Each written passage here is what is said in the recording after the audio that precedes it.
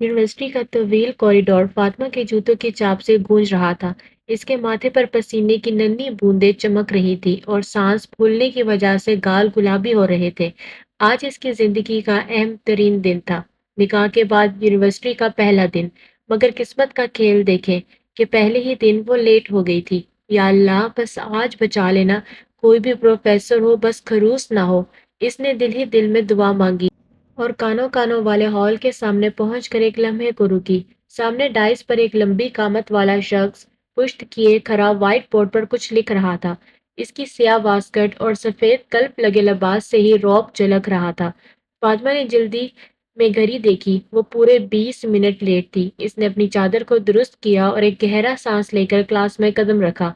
Professor अभी भी मुड़कर नहीं देखे थे। फातिमा को लगा ये शायद वही पुराने नर्म मिजाज वाले प्रोफेसर साहब हैं जिनकी रिटायरमेंट करीब थी। वो हामते हुई जरा ऊंची और जल्दबाज आवाज में गोया हुई, sir ji, I am so sorry. वो रात कल मेरी शादी थी, इसी वजह से छुट्टी की थी और सुबह मेरे शोहर जी ने देर से जगाया तो मैं लेट हो गई।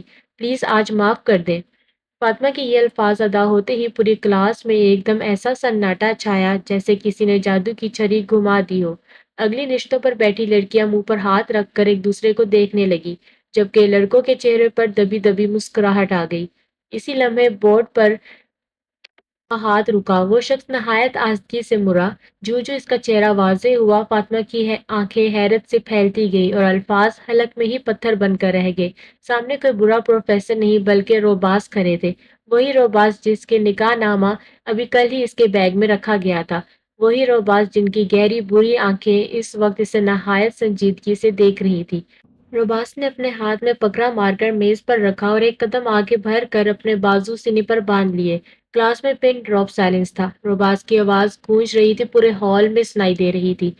अच्छा, तो आपकी शादी हो गई और आपके शोहर जी ने आपको वक्त पर जगाया नहीं, इसलिए आप देर से आई। फातिमा का जी चाह रहा था कि जमीन फटे और वो इसमें समा जाए। इसके अपने ही अल्फाज इसके कानों में हथौड़े बनकर लग रहे थे। वो जिस शोहर की शिकायत कर रही थी वही इस वक्त प्रोफेसर के लबादे में इसके सामने एक सवालिया निशान बनकर खड़ा था। रोबाज के लबों पर एक ऐसी मेच्योर और पुरस्रार मुस्कुराहट आई जिसे सिर्फ फातिमा ही समझ सकती थी। उन्होंने एक नजर पूरी क्लास पर डाली और फिर दोबारा फातिमा की साख्त आंखों में देखते हुए बोले, मिस फातिमा, आप जरा लेक्चर के बाद मुझे ऑफिस में मिले। शादी की वजह से जो आपकी पढ़ाई का हर्ज हुआ है वो मैं पर्सनली पूरा कर दूंगा। फातिमा की बोलती बंद हो चुकी थी। इसे समझ नहीं आ रहा था कि वो वहां से भाग जाए या वहीं जमीन में बैठ कर रोना शुरू कर दे। फातिमा की हालत इस वक्त दीदनी थी। घबराहट के मारे इसके हाथ पांव ठंडे पड़ रहे थे और वो अपनी सफेद चादर के कोने को उंगलियों से मरोड़ते हुए मुसलसल उंगलियां चटकाने लगी। ये इसकी पुरानी आदत थी। जब भी वो हद से ज्यादा परेशान होती, इसकी उंगलियां खुद ब खुद चटकने लगती। इस खामोश क्लास में इन उंगलियों के चटकने की आवाज रोबास को साफ सुनाई दी थी। वो कुछ कहने के लिए लब खोल ही रही थी कि रोबास ने हाथ के इशारे से इससे खामोश रहने का इशारा किया। इनके चेहरे पर अब वो रवायती प्रोफेसर्स वाली सख्ती लौट आई थी जो इनकी पहचान थी। रोबास ने अपनी गहरी नजरें इनके लरजते वजूद पर जमाई और नहायत सपाट लहजे में कहा, जाएं, अपनी सीट पर बैठें और अपनी तवज्जो लेक्चर पर रखें। फातिमा ने एक लम्हे के लिए नजरें उठाकर रोबास को देखा, मगर इनकी आंखों में छुपी संजीदगी देखकर वो मजीद कुछ कहने की हिम्मत न रख सकी। वो नीची नजरें किए तकरीबन भागती हुई आखिरी बेंच की तरफ भरी। पूरी क्लास की नजरें इसका ताकुब कर रही थी, जैसे वो कोई अजूबा हो। रोबाज दोबारा बोर्ड की तरफ मुड़ गए और मारकर उठाकर लिखना शुरू किया, मगर इनके लबों पर एक हल्की सी न दिखने वाली फातिहाना मुस्कुराहट आई। वो जानते थे कि फातिमा इस वक्त शर्मिंदगी के किस समुद्र में गोते खा रही है। क्लास की बाकी 40 मिनट फातिमा के लिए सदियों पर मुहित थे। इसका सर झुका हुआ था, मगर इसे महसूस हो रहा था कि रोबाज की नजरें बार बार इसकी सिमत उठ रही हैं। वो बार बार अपनी उंगलियां चटकती और खुद को कोसती कि क्यों इसने बिना देखे वो शोहर वाला जुमला बोल दिया था।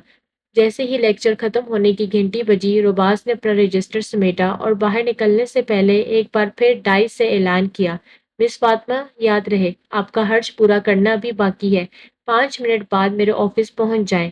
वो ये कहकर बाहर निकल गए और फातिमा वहीं साख्त रह गई। इसे मालूम था कि अब ऑफिस पे शौहर जी इसकी अच्छी खासी क्लास लेने वाले हैं। रोबाज का लहजा इस बार पहले से ज्यादा सख्त और हुक्मनामा था, जिससे फातिमा के दिल की धड़कनों को तरतीब से हटा दिया था। वो अपना रजिस्टर और कलम उठाते हुए गुस्से में ऑफिस की जानब मुड़ गए और जाते हुए एक बार फिर इसे कड़ी नजरों से देखा, जिसका साफ मतलब था कि देर करना भी इसके लिए मजीद खतरा बन सकता है। फातिमा ने एक लंबा और लरसता हुआ सांस लिया और मुड़ते मारते अपनी जगह से उठी। इसके कदम मन मन भारी हो रहे थे और जहन में मुसलसल वही अल्फाज गूंज रहे थे जो इसने नादानी में पूरी क्लास के सामने कहे थे। वो डरती-डरती कॉरिडोर में इनके पीछे चलने लगी, लेकिन फासला इतना रखा कि कहीं इसकी घबराहट इनके सामने बिल्कुल वाज़ेह ना हो जाए। हर गुज़रते लम्हे के साथ इसके दिल में वसवसे भर रहे थे कि पता नहीं अब बंद कमरे में रोबास का क्या रद्द-ए-अमल होगा। जैसे ही वो इनके ऑफिस के दरवाजे पर पहुंची, इसने देखा कि रोबास अपनी कुर्सी पर बर्जमान हो चुके थे और इनका चेहरा अब भी किसी गहरी सोच या शायद मस्नूई गुस्से की गिरफ्त में था। फातिमा ने लरजते हाथों से दरवाजे पर दस्तक दी और इनकी इजाजत मिलने पर नहायत धीमे कदमों से अंदर दाखिल हुई, जहां खामोशी इतनी गहरी थी कि इसे अपनी ही सांसों की आवाज सुनाई दे रही थी। इसने नजरें झुकाए इनके मेज के सामने खड़े होकर दोबारा वही उंगलियां चटकाना शुरू कर दी, जो इसकी बेबसी का वाज़ेह सबूत थी। रोबास ने मेज पर रखे कागजात से नजर हटाकर सामने खड़ी लरजती हुई फातिमा को देखा और नहायत सपाट लहजे में हुक्म दिया कि पहले जाकर दरवाजा बंद करो। फातिमा ने कपकपाते हाथों से कुंडी लगाई तो ऑफिस में छाई खामोशी इसे मजीद खौफजदा करने लगी। वो वहीं दरवाजे के करीब ही रुक गई, मगर रोबास ने कुर्सी की पुश्त से टेक लगाते हुए उंगली के इशारे से इसे अपने बिल्कुल करीब करने का इशारा किया। फातिमा छोटे छोटे कदम उठाती इनके मेज के आइन सामने आकर खड़ी हुई तो रोबास ने कुर्सी थोड़ी आगे की और इसके चेहरे के करीब झुक कर धीमी मगर गहरी आवाज में पूछा कि अब बताएं, आपके इन शौहर जी ने आपको क्यों नहीं जगाया? इनका ये सवाल सुनकर फातिमा का चेहरा शर्म से लाल हो गया और इसने नजरें मजीद झुका ली। रोबास ने शरारत से इसका वही रजिस्टर पकड़कर अपनी तरफ खींचा और इसके हाथ की उंगलियों पर हल्की सी चुटकी काटते हुए सरगोशी की कि वैसे शौहर ने सुबह जगाया था आपको, पर शायद आपको ही नींद ज्यादा प्यारी थी। रोबास ने अभी बात मुकम्मल ही की थी कि अचानक अपना हाथ आगे बढ़ाकर नहायत मजबूती से फातिमा का बाजू थामा और इसे एक झटके से अपनी जानिब खींचा। फातिमा इस अचानक वार के लिए बिल्कुल तैयार नहीं थी। इसका तवाज़ुन बिगड़ा और वह एक ही लम्हे में सीधी रोबास की गोद में जा गिरी। इसके हाथ से कलम छूट कर नीचे गिरा और वो घबरा कर अपना हाथ रोबास के कंधे पर टिका गई। इसके दिल की धड़कन इतनी तेज थी कि इसे अपने कानों में सुनाई दे रही थी, जबकि रोबास की गिरफ्त इसकी कमर पर अब पहले से ज्यादा मैच्योर और पुख्ता थी। वो सख्त नजरों से रोबास को देखने लगी, जिनकी आंखों में अब वो प्रोफेसर वाली सख्ती बिल्कुल नहीं थी, बल्कि एक गहरा और शौक सा प्यार था जो सिर्फ इसके लिए मखसूस था। रोबास ने इसके चेहरे के करीब झुक कर नहायत मध्यम आवाज में कहा कि अब बताएं मिस फातिमा, क्या अभी भी आपको अपने शौहर से शिकायत है कि उन्होंने आपको जगाया नहीं? फातिमा ने शर्म के मारे अपनी पलकें मूंद ली और इसका पूरा वजूद रोबास के इतने करीब होने पर लरसने लगा। रोबास ने इसकी खामोशी और घबराहट को एंजॉय करते हुए इसके माथे पर बिखरी एक लिट को नहायत नरमी से पीछे हटाया और सरगोशी की कि यूनिवर्सिटी में आपको सजा मिलेगी और घर में मुझे, क्योंकि आपने सबको बता दिया है कि मैं कितना लाडला शौहर हूँ जो अपनी बीवी को सुबह उठने ही नहीं देता। फातिमा ने हड़बड़ा कर इनके सीने पर हाथ रख कर दूर होने की कोशिश की, मगर रोबास ने इसे जाने ना दिया और इनकी आंखों में आंखें डालकर इसे जताया कि अब वो इनके हसार में मुकीद है, जहां से फरारी मुमकिन नहीं। इसका चेहरा अब भी शर्म और तपिश से दहक रहा था और इसे समझ नहीं आ रहा था कि वो इस मैच्योर मोहब्बत का क्या जवाब दे, जो इसे पल भर में एक बेबस लड़की बना दिया था। इतने में बाहर से प्रिंसिपल की आवाज आई। दोनों झटके से एक दूसरे से अलग हुए। सूरज सवा नेज़े पर था और दोपहर की तपती हुई धूप ने फातिमा का बुरा हाल कर दिया था। वो यूनिवर्सिटी से पैदल घर तक का फासला तय करके जब सदर दरवाजे से अंदर दाखिल हुई तो इसका सफेद दुपट्टा पसीने से तर था और चेहरा गर्मी की शिद्दत से तमतमा रहा था। इसने हांफते हुए अपना भारी बैग कंधे से उतार कर सोफे पर डाला और अभी सांस दुरुस्त करने की कोशिश कर ही रही थी कि बावर्ची खाने से निकलती अपनी माँ साजिदा बेगम की खरखत आवाज इसके कानों से टकराई। साजिदा बेगम ने हाथ में पकड़ा चमचा लहराते हुए इसे ऊपर से नीचे तक देखा और माथे पर बल डालकर बोली कि बड़ी नवाबजादी आई है, अब साहबजादी के लिए क्या ठंडा शरबत बनाकर लाऊं या फिर पूरे घर की सफाई का इंतजार करूं जो सुबह से तुम्हारे राह देख रही है। फातिमा ने बेबसी से अपनी माँ की तरफ देखा और खुश्क लबों पर जबान फेरते हुए धीमी आवाज में कहा कि माँ, बहुत सख्त धूप है और सर में भी बहुत दर्द हो रहा है, बस 5 मिनट पंखे के नीचे बैठ लेने दे, फिर मैं सारे काम कर लूंगी। साजिदा बेगम का पारा ये सुनते ही मजीद चढ़ गया और वो करीब आकर ऊंची आवाज में बोलने लगी कि तुम्हारे ये नखरे अब इस घर में नहीं चलेंगे। जितना पढ़ना था पढ़ लिया, अब जरा होश के नाखून लो और किचन में आकर बर्तन धो। तुम्हारे बाप ने तुम्हें सर पर चढ़ा रखा है कि बेटी बड़ी होकर अफसर बनेगी, मगर मैं देखती हूँ कि ये अफसरी किचन के कामों से कैसे छुटकारा दिलाती है। फातिमा ने एक ठंडी आह भरी और बगैर कोई बहस किए अपने लरसते कदमों को किचन की तरफ घसीटना शुरू कर दिया, क्योंकि वो जानती थी कि साजिदा बेगम को जवाब देने का मतलब घर में एक नया तूफान खड़ा करना था। साजिदा बेगम ने किचन की दहलीज पर खड़े होकर जहरीले लहजे में कहा कि तेरी शक्ल देखकर लगता है जैसे पूरे घर का बोझ तेरे अकेले के कंधों पर हो। ये मनहूस सूरत बनाकर मेरे सामने मत आया कर। फातिमा के हाथ बर्तन धोते हुए रुक गए और आंखों से जब्त के आंसू टूटकर गंदे पानी में गिरने लगे। इसे लगा जैसे इसकी जिंदगी इस किचन की कालक से ज्यादा स्याह हो चुकी है। तकलीफ की इंतहा हुई तो इसने पास पड़ा कांच का गिलास जोर से फर्श पर पटका और एक नुकीला टुकड़ा उठाकर अपनी कलाई के करीब ले आई। इसका जी चाह रहा था कि आज ये किस्सा ही खत्म कर दे, मगर अगले ही लम्हे इसे अपने बुरे बाप का चेहरा याद आया और इसने लरसते हाथों से वो टुकड़ा पीछे फेंक दिया, जो दीवार से टकराकर चकनाचूर हो गया। साजिदा बेगम ने टूटे गिलास की आवाज सुनकर बाहर से ही चीख कर कहा कि मरना है तो कहीं और जाकर मर। मेरा फर्श गंदा मत कर, वैसे भी मैंने तेरा रिश्ता ढूंढ लिया है, बस अब इस घर से तेरा जनाजा निकले या डोली, मुझे सुकून चाहिए। फातिमा ने दीवार से टेक लगाई और हिचकियां रोकते हुए खुद से सवाल किया कि क्या वाकई इसकी जिंदगी की कीमत सिर्फ एक बोझ जितनी है। रात भर फातिमा तकिए में मुंह छुपाए से सकती रही। इसे रह रह कर साजिदा बेगम के वो जहरीले जुमले याद आ रहे थे जो इसकी रूह को छलनी कर गए थे।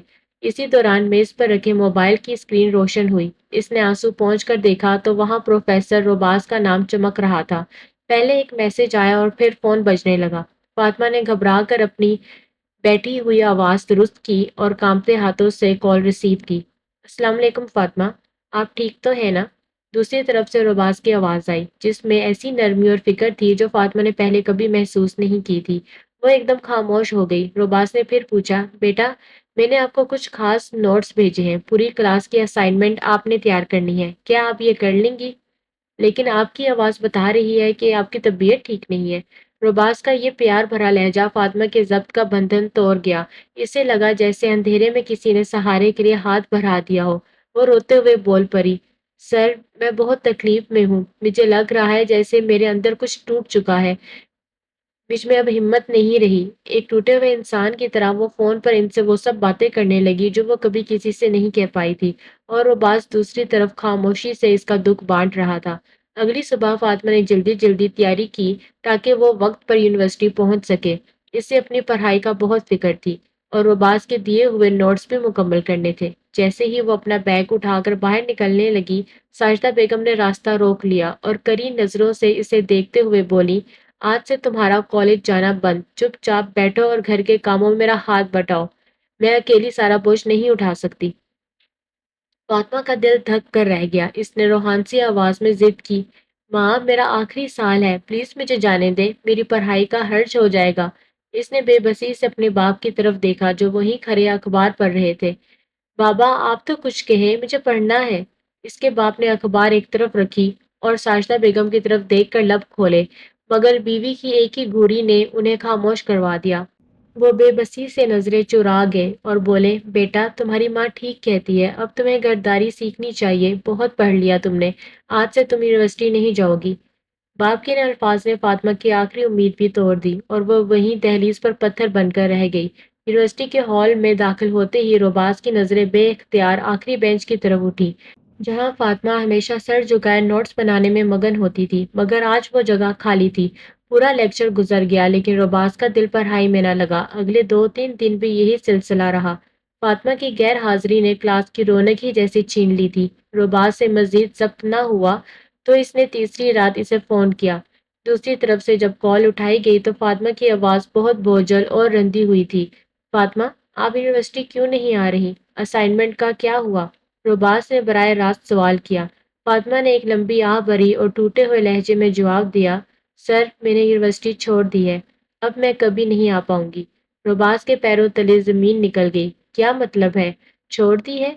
आप क्लास की टॉप स्टूडेंट है, इतनी लायक बच्ची ऐसे पढ़ाई नहीं छोड़ती। مسئلہ کیا ہے؟ فاطمہ فون پر پھٹ پڑی۔ سر، میری سوتیلی ماں مجھے مزید نہیں پڑھنے دینا چاہتی، گھر کے کاموں کا بوجھ ہے اور اب وہ زبردستی میرا رشتہ کہیں اور کر رہی ہے۔ میرے بابا بھی ان کے سامنے بے بس ہے۔ میں ایک بند گلی میں کھڑی ہوں سر، جہاں سے کوئی راستہ نہیں نکل رہا۔ روباز نے فون بند کیا تو اس کا ذہن کسی فیصلے پر پہنچ چکا تھا۔ وہ فاطمہ کی سادگی اور اس کی ہمت کا پہلے ہی مداح تھا، مگر اب اسے لگا کہ اگر اس نے قدم نہ اٹھایا تو ایک روشن مستقبل اندھیروں کی نظر ہو جائے گا۔ گھر پہنچ کر اس نے اپنی بڑی بہن مرحا کو پاس بٹھایا۔ مرحا اس کی بہترین دوست اور مشر تھی۔ آپا، مجھے ایک لڑکی پسند آ گئی ہے، میں اس سے شادی کرنا چاہتا ہوں، روباس نے نہایت سنجیدگی سے مدعا بیان کیا۔ مرحا نے حیرت سے اسے دیکھا۔ روباس، یہ تو بہت خوشی کی بات ہے، پر ہے کون؟ وہ میری اسٹوڈنٹ ہے، فاطمہ۔ روباس کے لہجے میں ایک خاص قسم کا ٹھہراؤ تھا۔ مرحا کا چہرہ ایک دم سنجیدہ ہو گیا۔ روباس، کیا تم ہوش میں تو ہو؟ تم اس یونیورسٹی کے سب سے معتبر پروفیسر ہو اور تمہارا ایک رتبہ ہے، ایک عزت ہے۔ لوگ کیا سوچیں گے کہ پروفیسر صاحب کو اپنی ہی اسٹوڈنٹ پسند آ گئی؟ یونیورسٹی میں باتیں بنیں گی، تمہارے کیریئر پر حرف آ سکتا ہے۔ کیا تم ایک طالب علم سے شادی کر کے یہ سب برداشت کر پاؤ گے؟ روباس نے مرحا کا ہاتھ تھام لیا اور میچور انداز میں بولا، آپا، لوگ کیا کہیں گے یہ سوچ کر میں ایک معصوم کی زندگی برباد ہوتے نہیں دیکھ سکتا۔ وہ بہت لائق ہے، اس کا مستقبل داؤ پر ہے۔ میں اسے وہ مقام دینا چاہتا ہوں جس کی وہ حقدار ہے۔ میری عزت اور رتبہ تبھی معتبر ہے جب میں کسی کی ڈھال بن سکوں۔ میں اس سے محبت نہیں، اس کی تقدیر بدلنا چاہتا ہوں، اور اس میں مجھے آپ کا ساتھ چاہیے۔ میرا نے اپنے بھائی کی آنکھوں میں سچائی اور عزم کو دیکھا تو اس کا دل پگھل گیا۔ وہ جانتی تھی کہ روباز جب کوئی فیصلہ کر لیتا ہے تو اس کے پیچھے کوئی نہ کوئی نیکی مقصد ضرور ہوتا ہے۔ اس نے مسکرا کر روباز کے سر پر ہاتھ رکھا اور کہا، ٹھیک ہے، اگر تم نے فیصلہ کر لیا ہے تو میں تمہارے ساتھ ہوں۔ میں کل ہی اس کے گھر جائیں گے۔ مرحا نے جب روباز کے عزم کو دیکھا تو دیر نہیں کی اور اگلے ہی دن فاطمہ کے گھر کا رخ کیا۔ ساجدہ بیگم تو جیسے اسی انتظار میں بیٹھی تھی کہ کوئی آئے اور وہ اس بوجھ کو سر سے اتار دے۔ جب انہوں نے دیکھا کہ رشتہ ایک کھاتے پیتے گھرانے کا ہے اور لڑکا خود بہت پڑھا لکھا ہے تو انہوں نے فوراً ہاں کر دی۔ فاطمہ کو بس اتنا بتایا گیا کہ اس کا رشتہ طے پا گیا ہے۔ لڑکا نیک اور برسر روزگار ہے، مگر اس کا نام اور اس کا کام اس سے چھپا لیا گیا۔ وقت جیسے پر لگا کر اڑنے لگا۔ روباس کا ارادہ بالکل واضح تھا۔ وہ چاہتا تھا کہ فاطمہ کے فائنل پیپر سے پہلے وہ اس کے گھر آ جائے تاکہ اس کی پڑھائی کا مزید حرج نہ ہو۔ اسی لیے صرف ایک ہفتے کا وقت شادی کے لیے مقرر کیا گیا۔ فاطمہ کے لیے یہ 7 دن کسی قیامت سے کم نہ تھے۔ وہ اپنے کمرے کے کونے میں بیٹھی روتی رہتی۔ اسے لگتا تھا کہ اس کی تعلیم کا خواب ہمیشہ کے لیے ادھورا رہ گیا ہے۔ اسے یہ تو بتایا گیا تھا کہ اس کا ہونے والا شوہر تعلیم یافتہ ہے، مگر اسے کیا خبر تھی کہ جس پروفیسر کے نوٹس اس کے بیگ میں رکھے گئے تھے وہی اس کا نصیب بننے والا ہے۔ گھر میں شادی کی تیاریاں زور و شور سے شروع ہو گئی۔ ساجدہ بیگم اپنی فتح پر خوش تھی کہ اب فاطمہ اس کے گھر سے چلی جائے گی۔ مہندی کی رات آ گئی، گھر میں پیلے رنگ کی بہار تھی۔ ڈھولک کی تھاپ پر گیت گائے جا رہے تھے، مگر دلہن بنی فاطمہ کے چہرے پر زردی چھائی تھی۔ اس کے ہاتھوں پر مہندی لگائی جا رہی تھی، لیکن وہ ان رنگوں کو اپنی زندگی کی سیاہی سمجھ رہی تھی۔ اسے بار بار پروفیسر روباس کا وہ آخری فون یاد آتا، ان کی وہ ہمدردی، وہ نرم لہجہ۔ وہ سوچتی کہ کاش زندگی اسے تھوڑی مہلت دیتی تو وہ اپنی منزل پا لیتی۔ اسے نہیں معلوم تھا کہ اس کے آنسوؤں کا جواب جو رب نے روباس کی صورت میں لکھ دیا ہے۔ آخر کار نکاح کا دن آ پہنچا۔ سفید اور سنہری کام والے بھاری جورے میں ملبوس فاطمہ کو جب آئینے کے سامنے بٹھایا گیا تو اسے اپنا عکس کسی اجنبی سا لگا۔ اس کی آنکھیں رو رو کر سوج چکی تھی۔ باہر مردانے میں نکاح کی کارروائی شروع ہوئی۔ جب قاضی صاحب نے سے پوچھا، فاطمہ بیٹی، کیا آپ کو روباس ولد؟ نام سنتے ہی فاطمہ کے کانوں میں جیسے سائیں سائیں ہونے لگا۔ روباس؟ کیا یہ وہی روباس ہے؟ نہیں، یہ اتفاق بھی تو ہو سکتا ہے۔ اس نے کانپتے لبوں سے 3 بار قبول ہے کہا اور نکاح نامے پر دستخط کر دیے۔ دستخط کرتے وقت اس کے ہاتھ اس قدر لرز رہے تھے، قلم کی سیاہی کاغذ پر پھیل گئی۔ رخصتی کا وقت آیا تو فاطمہ اپنے باپ کے گلے رکھ کر خوب روئی۔ باپ کی آنکھیں بھی نم تھی، مگر وہ ساجدہ کے سامنے خاموش رہے۔ اسے گاڑی میں بٹھایا گیا، اس کا دل ڈوب رہا تھا۔ جب وہ روباس کے گھر پہنچی تو مرحا نے اسے بہت پیار سے خوش آمدید کہا۔